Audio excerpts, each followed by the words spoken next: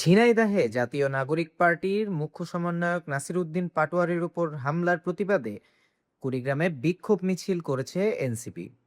শনিবার বিকেল 4টায় এনসিপি কুড়িগ্রাম জেলা শাখার আয়োজনে কলেজ মোড়স্থ জুলাই স্তম্ভ থেকে একটি বিক্ষোভ মিছিল বের হয়। মিছিলটি সড়ক প্রদক্ষিণ করে শাপলা চত্বরে গিয়ে সমবেত হয়।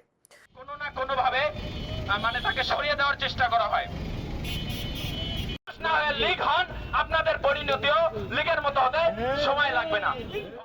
পরে সেখানে আলোচনা সভায় বক্তব্য দেন এনসিপি কুড়িগ্রাম জেলা আহ্বায়ক মুকুল মিয়া, সদস্য সচিব মাসুম মিয়া, সাংগঠনিক সম্পাদক মোজাম্মেল হক বাবু, সিনিয়র যুগ্ম আহ্বায়ক হাফিজুর রহমান জুয়েল, ছাত্র শক্তির সদস্য সচিব সাদিকুর রহমান প্রমুখ। বক্তারা বলেন, যারা সন্ত্রাসী কায়দায় নাসির উদ্দিন পাটোয়ারির উপর হামলা করেছে তারা হামলা করে প্রমাণ করেছে এদেশের সন্ত্রাসী কায়দায় আওয়ামী লীগের যেভাবে পতন হয়েছিল একইভাবে তারাও তাদের পতন ঘটাচ্ছে। আমরা এদেশে আর কোনো নব্য ফ্যাসিস্টের উত্থান হতে দেব না। বক্তারা আরও বলেন, অবিলম্বে আগামী 48 ঘন্টার মধ্যে দোষীদেরকে গ্রেফতার করতে হবে, গ্রেফতার করে দৃষ্টান্তমূলক শাস্তি নিশ্চিত করতে হবে। আমরা কুড়িগ্রাম এনসিপির পক্ষ থেকে নাসির উদ্দিন পাটোয়ারির ওপর হামলার তীব্র নিন্দা ও প্রতিবাদ জানাচ্ছি।